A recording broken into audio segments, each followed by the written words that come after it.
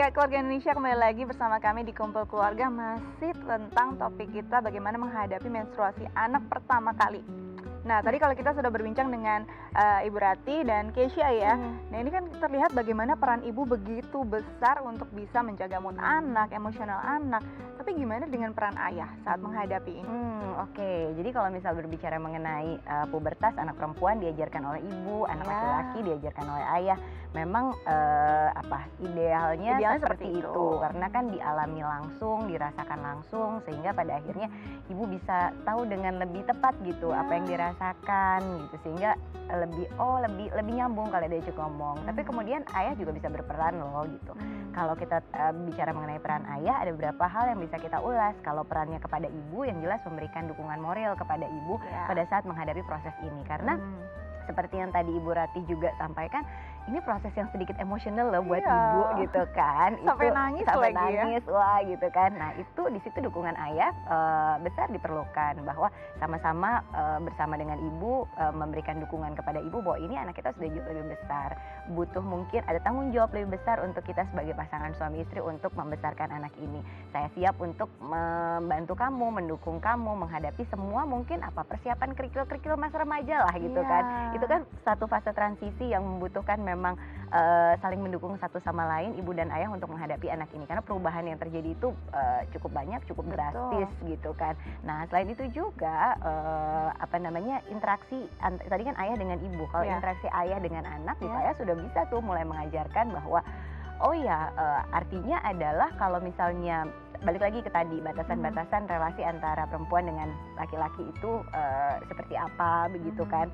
Nah di situ ayah bisa mulai masuk penjelasannya bahwa kalau yang seperti ini anak laki-laki tuh punya sudut pandang sendiri terhadap anak perempuan yang sudah menstruasi. Biasanya dinilainya seperti apa sih? Nah di situ ayah bisa memasukkan sudut pandang dari laki-laki. Kalau anak perempuan menstruasi itu biasanya melihatnya gimana gitu kan. Di situ anak bisa mendapatkan insight tersendiri tentang jadi begini loh saya harus bersikap, karena saya tahu bahwa dari sudut pandang laki-laki biasanya melihat anak perempuan yang sudah menstruasi itu seperti apa begitu. Nah kemudian secara perilaku juga gitu, atau dalam kebiasaan sehari-hari gitu kan, pada saat masa pubertas ini sebetulnya kan anak butuh aktivitas fisik yang cukup dan seimbang, walaupun biasanya malas gitu ya untuk bergerak, semakin malas untuk bergerak gitu, itu dia untuk biasanya olahraga, begitu kan. Kadang-kadang jadi panas nih, nanti aku jerawatan atau apa seperti itu.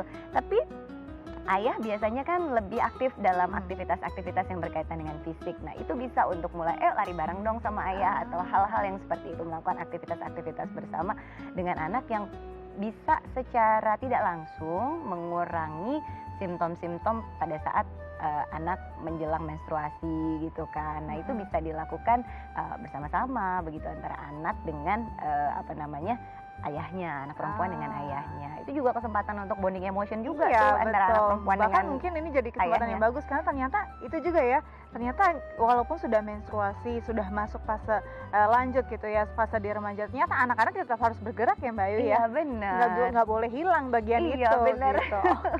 Ini seru juga nih. Nah Mbak Ayu mungkin bisa kasih tips untuk keluarga Indonesia di rumah, baik itu ayah maupun ibu, apa yang harus mereka siapkan, apa yang mereka harus lakukan untuk menghadapi masa pubertas anak-anak, khususnya anak perempuan. Oke, kalau menghadapi persiapan masa pubertas tentunya akan sangat ideal jika dilakukan beberapa waktu sebelumnya.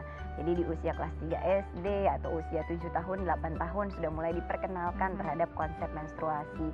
Orang tua juga sudah mulai untuk belajar untuk memberikan informasi yang tepat, yang benar, dengan bahasa yang mudah dipahami oleh anak. Jadi siap-siap dengan jawaban-jawaban dan pertanyaan-pertanyaan yang gitu kan. gitu ya. Itu belajar bisa ikut seminar, bisa baca di internet gitu. Tapi yang jelas orang tua harus menjadi tempat yang paling nyaman bagi anak untuk menanyakan segala sesuatu terkait dengan edukasi seksualnya. Dan orang tua juga, karena anak sudah nyaman, orang tua juga punya kewajiban untuk memberikan informasi yang tepat dan benar kepada anak gitu, atas semua pertanyaan-pertanyaannya begitu. Itu satu pemahaman bahwa memang dia sedang berada dalam masa ini akan membuat orang tua lebih banyak maklum, punya kesabaran yang ekstra gitu, dan kemudian sudah mulai bergerak pola asuhnya udah bukan lagi pola asuh untuk anak-anak, tapi bergerak ke pola asuh untuk remaja. Itu kan udah geser kan modelnya, karena treatmentnya beda antara anak-anak dengan remaja. Jadi gitu memang kan. orang tua benar-benar harus siap menghadapi ini, dan juga harus mengerti pola asuhnya apa yang nanti yang